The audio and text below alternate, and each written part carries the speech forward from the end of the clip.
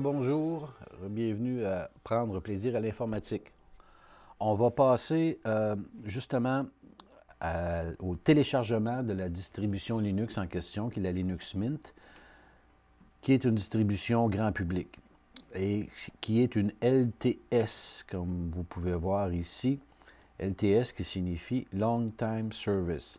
Donc, c'est une base Debian, la grand-mère, Ubuntu, la mère, et dérivé d'Ubuntu qui est Mint. Mint étant fait aux couleurs du développeur, soit de son pays, qui est l'Irlande. Donc, celui qui a distribué à l'origine et avec le nom la Linux Mint vit en Irlande. Okay? Et la distribution est rendue la distribution la plus utilisée par le grand public et la plus testée, la plus téléchargée, versus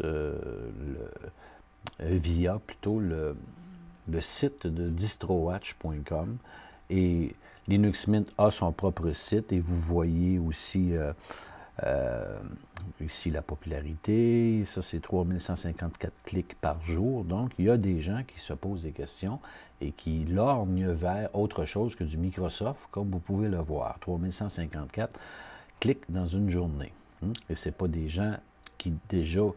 il y en a certains qui ont déjà, connaissent déjà Linux et qui l'utilisent, mais c'est surtout des gens qui viennent magasiner, qui viennent jeter un œil un peu pour voir, parce qu'à un moment donné, ils en ont ras le bol.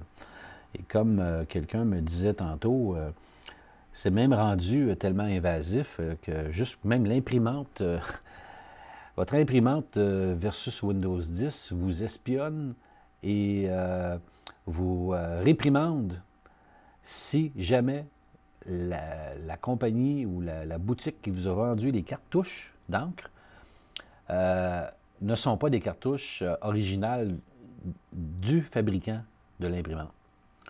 Et vous recevez directement sur votre fenêtre, là, dans votre ordinateur, non, cette cartouche-là n'est pas une cartouche originale et c'est illégal d'utiliser ce type de cartouche-là. Et là, la prochaine phase, ça va devenir, comme je disais tantôt aux gens ici, de la délation. Vous devrez dire où est-ce que vous avez acheté ça, donner l'adresse, le numéro de téléphone, et eux vont se charger d'envoyer leur gorille, ou sinon, ils vont faire exploser la boutique par accident. C'est fou, OK? C'est rendu débile comme ça. Et étant donné que Microsoft ferme à peu près tout autour de lui, mais ouvre les portes aussi à des brigands qui peuvent être capables de venir vous s'introduire dans vos vies privées, et toujours moyennant des accords monétaires, bien sûr. La magouille, ça se fait, comme on a déjà entendu, un chum, c'est un chum. Comprenez-vous? C'est ça. Il y a beaucoup de chums. Fait qu'on va s'en aller dans un autre monde qui n'est peut-être pas un monde idéal et paradisiaque, surtout quand on commence, mais qui est un autre monde puis qui a besoin d'être découvert. Et ça prend des solutions de rechange, hein, à un moment donné. Là. Et, exemple, la distribution Linux Mint est une très bonne distribution et une très bonne façon de, tranquillement, de vous acclimater à autre chose que les systèmes imposés. Et là, on risque d'avoir un problème. Moi, sur cet ordinateur-là, quand je l'ai acheté, j'ai demandé de ne rien avoir à l'intérieur. Je n'ai aucun système d'exploitation. Normalement, si vous demandez ça, vous allez totalement à l'encontre des commerçants. Parce que les commerçants, les ordinateurs PC naissent avec un Windows dedans, comme une tâche originelle, comme je vous ai déjà expliqué. Et là, t'as un peu, là, vous voulez acheter un ordinateur vide. Il y a un disque dur dedans, mais pas de système d'exploitation. Donc, tu sors d'où, toi? C'est quoi cette affaire-là? Hein? Et pourtant, il y a bien des techniciens qui se servent de systèmes Linux avec des clés live USB pour sauver des documents dans des Windows morts, hein, qui ne répondent plus du tout qu'un écran bleu. Ils se servent de Linux, finalement, pour sauver vos documents, mais ça, ils ne vous l'avoueront pas. Hein? Parce que c'est une manne à technicien du Microsoft. C'est fait pour que ça plante, et ça marche comme ça. Okay? Comme j'ai déjà dit, un Windows qui ne plante pas, il y a un bug. Okay? Et profitons de la méconnaissance et de l'ignorance des gens pour que ce monopole-là continue à prendre l'enflure nécessaire pour finalement dominer tout ce qui a rapport à l'informatique. Vous n'aurez plus aucune liberté sur rien. Déjà là, je trouve que vous n'en avez plus du tout. Donc, ça règle le problème. Et c'est pas ça qu'il faut regarder ailleurs. Là. À un moment donné, ça va faire. Il y a des reportages qui passent à la télévision. Je ne suis pas en train de vous bourrer de ce que je vous dis là. Je ne vous bourre jamais non plus. Et tout ce que je vous dis, comme je vous dis, j'ai déjà dit dans les émissions précédentes, tout est vérifié et vérifiable. Vous n'avez qu'à faire vos propres recherches. Donc, Linux Mint 17, qui s'appelle Rafaela, et chaque distribution Linux a toujours un nom féminin. C'est le concepteur a décidé de les appeler avec des noms féminins. Fait que ça fait beau, ça fait cute, c'est toujours des beaux petits noms. Selena, Rafaela, Rosa, il y en a un paquet. Fait que là, on va la télécharger, OK?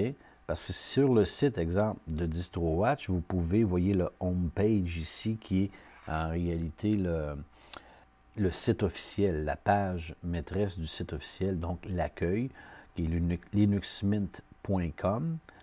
Et vous pouvez aller là et aller voir aussi de quoi il en retourne, parce qu'il y a différents systèmes d'environnement de bureau. Comme ici, vous voyez, il nous amène sur la Rosa. Mais la Linux Mint Rosa n'est pas la distribution qui assure le 5 ans d'utilisation avec des mises à jour pendant 5 ans. C'est une de développement. Et comme je vous ai dit dans l'émission précédente, si vous voulez l'installer éventuellement, vous êtes mieux d'avoir une distribution qui est LTS, qui est Long Time Service. Donc, je vais reculer d'une page, puis je vais aller sur le lien de téléchargement de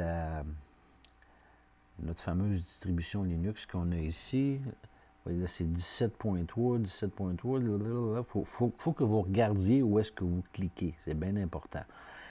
Et là, vous allez avoir différents noms encore qui vont risquer de vous mélanger. Mais en allant sur le site d'accueil de Linux Mint, vous allez voir, il y a différents environnements de bureau. Il y en a un qui s'appelle Cinnamon. Il y en a un qui s'appelle Mate, M-A-T-E. Un autre qui est LMDE. Un autre qui est KDE. Okay? Il y a du XFCE. Donc, ça, c'est simplement comme l'ergonomie du bureau avec des menus différents et des façons de travailler différentes avec. Comme ici, si vous regardez sur mon ordinateur que j'ai ici, c'est un environnement de bureau Mate qu'on appelle. Je vous l'ai montré un petit peu dans une émission précédente. C'est en réalité le même type d'environnement de bureau que la Debian grand-mère. Okay? Donc, c'est de quoi de simple, de bien catalogué, de bien classé.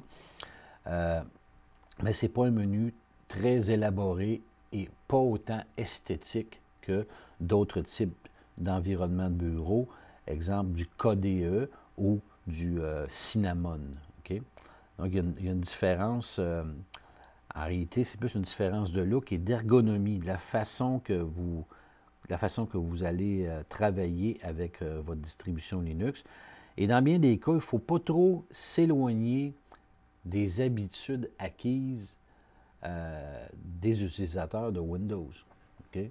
Donc, il y a des menus, des types de menus qui sont similaires et même qu'on peut même changer les looks au point que ça peut ressembler à du Windows, mais je ne pense pas que ce serait un avantage esthétique que de le faire parce que vous pouvez faire beaucoup plus beau avec du Linux. Mais il y a possibilité d'avoir des types de menus qui sont similaires, qui ressemblent à ce que vous connaissez déjà pour ne pas trop vous sentir écarté là, et que vous sentiez plus en terrain inconnu, mettons.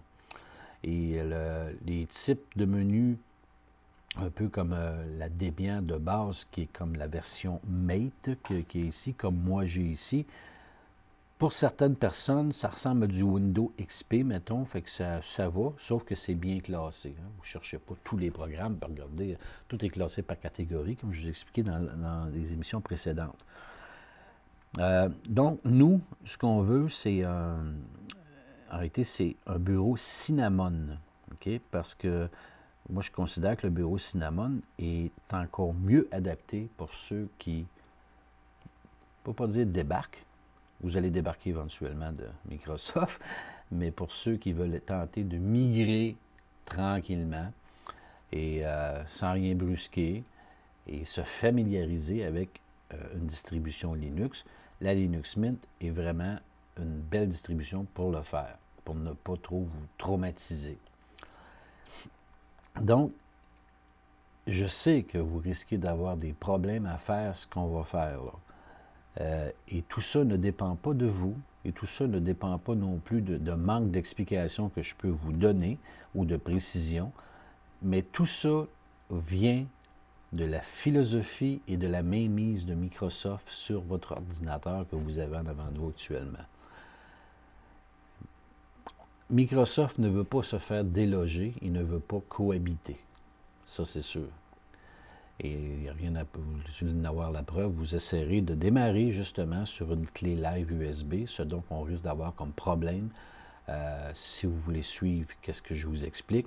Et c'est pour ça que aussi j'offre mes services pour le faire.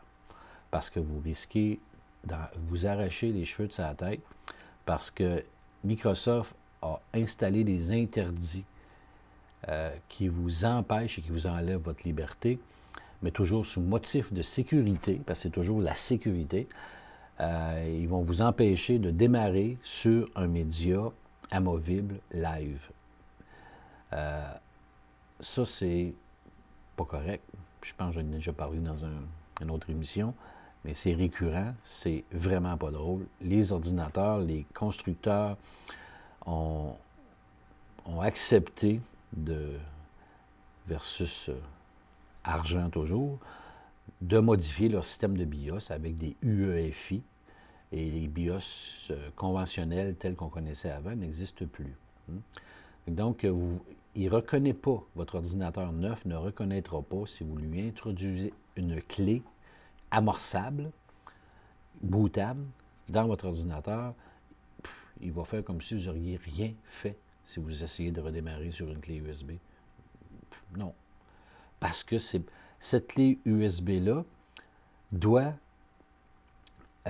pour pouvoir démarrer, avoir en réalité l'accord du système BIOS qui devient UEFI dans votre ordinateur qui est là nativement maintenant et qui est censé être là pour empêcher ce qu'on appelle un Secure Boot. Donc, un amorçage sécuritaire.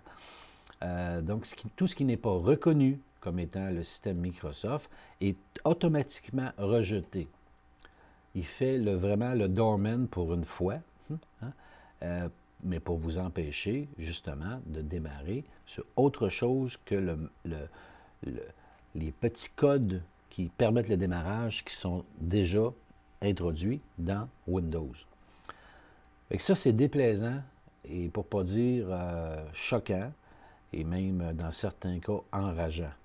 Moi, la première fois que je suis arrivé sur les nouveaux ordinateurs avec un système tel que le UEFI, j'avais recommandé un type d'ordinateur, donc un modèle d'ordinateur, peu importe le nom, parce que je savais qu'il y avait du bon matériel dedans, j'avais regardé les spécifications et la personne me dit, moi, je veux avoir un ordinateur neuf, mais je ne veux plus Microsoft, là. C'est fini, moi, j'en veux plus. J'ai eu mes expériences là-dessus, et là, j'en veux plus. Et là, je vois, et j'entends parler mon frère, mon beau-frère, puis tu leur as installé un système Linux, j'ai vu ça fonctionner, c'est merveilleux, c'est ça que je veux, OK?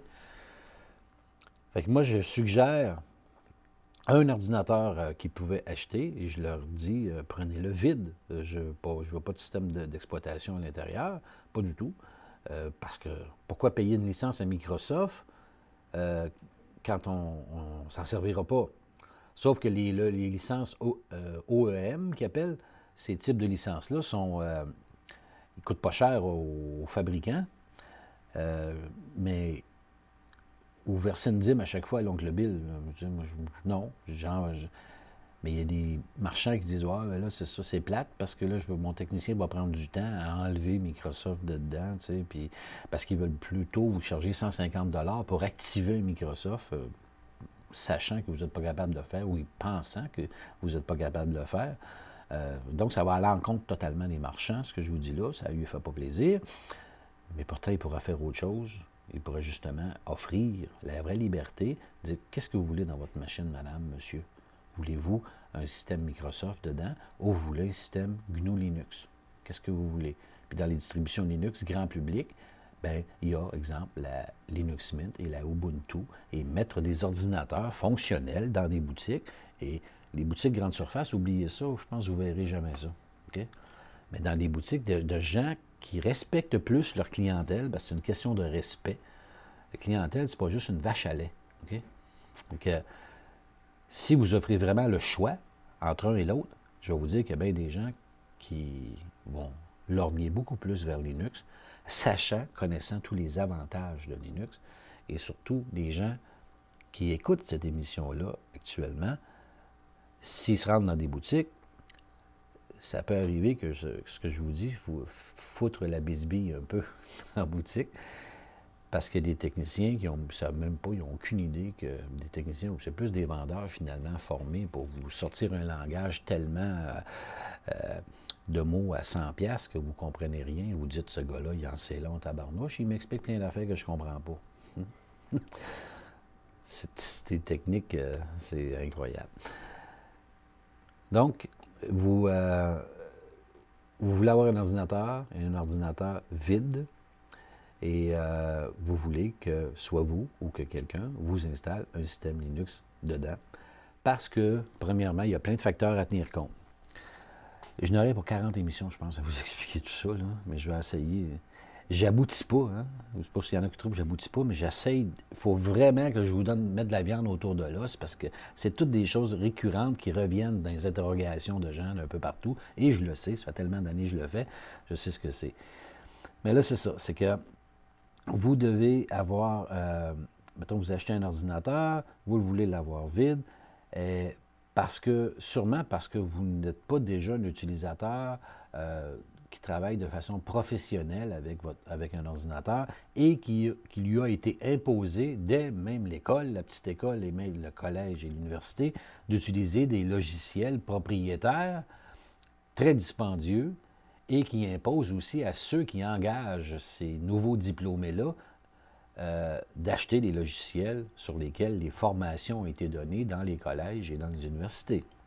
Ça, c'est un cercle vicieux. Ça part de l'école maternelle et aller jusqu'à l'université. Donc, il y a des ingénieurs qui sortent avec des diplômes d'ingénieurs et qui utilisent des logiciels qui valent 10, 15, 20, 30 000 $.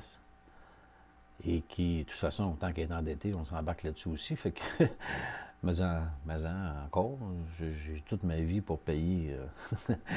Dans bien des cas, c'est la vie que ça leur prend aussi, là, pour payer toute leur formation. Ils s'attendent à avoir des bons salaires. Et les compagnies qui les engagent, bien, ils n'ont pas le choix. S'ils veulent que l'ingénieur soit efficace, bien, il faut qu'ils utilisent des outils. Hein? C'est comme disait Françoise Godet-Smith dans le temps, pour de bons travaux, de bons outils. Elle disait ça à la télévision quand j'étais jeune, je me souviens. Elle vendait des chaudrons. C'est important d'avoir des bons chaudrons. Hein? Si tu ne veux pas que ça colle dedans et que tu passes pour un mauvais cook, ça prend des bons chaudrons. Fait que les outils sont importants si vous voulez avoir un travail efficace, puis avoir un employé qui est efficace, puis qui est là pour travailler, pour faire assurer le succès à votre compagnie. Donc, les compagnies achètent des logiciels propriétaires, privateurs, qui coûtent la peau des fesses.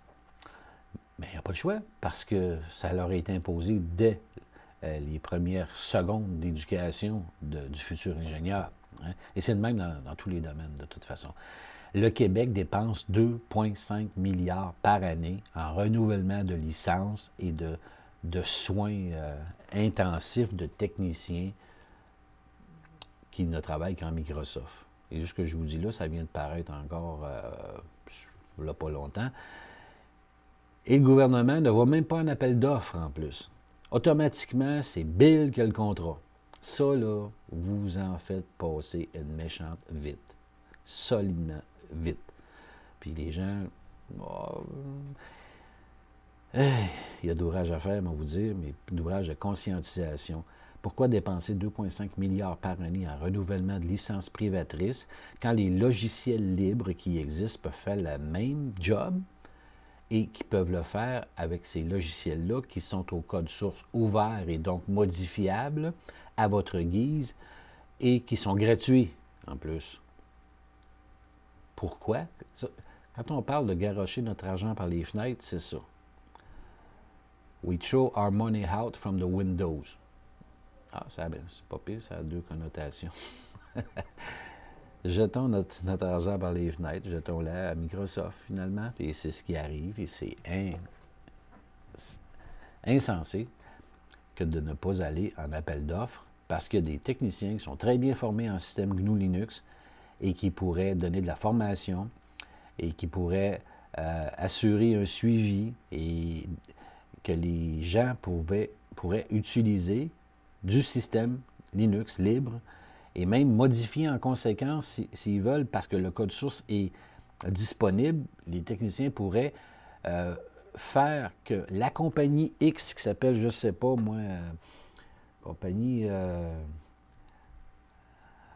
High-Tech White, ou peu importe, ou chez ma tante Pauline, hein, bien, cette compagnie-là, elle a un besoin spécifique en logiciel, et elle peut prendre une base de logiciel qui est libre, qui existe déjà, mais demander au programmeur qu'elle elle veut des fonctions exclusives dans ce logiciel-là et n'est pas obligée de le redistribuer. C'est une liberté de redistribuer à d'autres développeurs. On n'est pas obligé. Moi, je n'ai besoin pour mon utilisation personnelle, professionnelle dans ma compagnie, j'ai besoin que mon logiciel ait des fonctions autres, complémentaire du logiciel qui est déjà existant, qui est très bon, qui est très stable, et le programmeur de la compagnie ou le technicien qui est engagé par la compagnie qui assure le maintien des systèmes peut modifier le logiciel en conséquence spécifique pour un besoin spécifique de cette compagnie-là. Okay? Et ça renforce d'autant la sécurité du logiciel utilisé. Parce que les codes de modifications qui ont été faits sont faits par celui qui est engagé par la compagnie et qui est permanent de la compagnie et qui a un poste de programmeur ou un poste de technicien pour le service et assure le suivi de ça. Et ces codes sources sont ouverts, donc consultables versus d'autres experts de l'extérieur sur demande de la compagnie. Si jamais, tu sais, à un moment donné, il y a une question de confiance aussi, là. Mais dans certaines compagnies, la confiance n'est pas suffisante. Et la confiance doit être prouvée et éprouvée. Donc, il y a des firmes externes qui peuvent venir vérifier et analyser tous les codes de fonctionnement du logiciel et s'assurer que le technicien comme tel, qui aurait peut-être pas été fin, là, à un moment donné, les gens deviennent paranoïaques aussi. Peut-être qu'il a mis des codes que non. Le code source est ouvert, ils peuvent le voir, ils disent non, c'est beau, c'est beau. Ils ne le modifient pas, le code. Mais si ces gens-là, même, ont encore plus de connaissances, disent peut-être que tu aurais une petite faille ici, une petite... Ils consultent, ils travaillent en collaboration ensemble, ils ferment cette petite faille-là, et voilà, on a un système qui est clos pour notre compagnie et qui est très efficace et dont la sécurité est assurée. Hein? Ça ne coûterait pas des milliards faire ça. Ça se fait à l'échelle de pays. Le Brésil ne fonctionne plus en système Microsoft depuis belle lurette. Tout l'appareil gouvernemental fonctionne en système Linux au Brésil. Mais est-ce que le Brésil est plus avancé que nous ici? Qu'est-ce que la République de banane, le Brésil ou nous? On a vraiment un problème, là. On n'a pas On pense qu'on est avancé technologiquement, mais finalement, on ne l'est pas beaucoup. Hein? On se fait faire la barbe par des pays qui ont déjà compris. Et ici, on ne comprend pas, on dirait. Mais il faut répéter, mais il faut aussi que les gens le sachent. Et là, ce que je viens de vous expliquer là, vous avez peut-être lu un petit peu dans les journaux, mais vous êtes au courant, et là, vous êtes encore plus au courant. C'est ce qu'il faut faire. Finalement, on n'a pas encore téléchargé une Linux Mint, mais ça va être dans la prochaine émission. À la prochaine. Merci beaucoup de votre attention.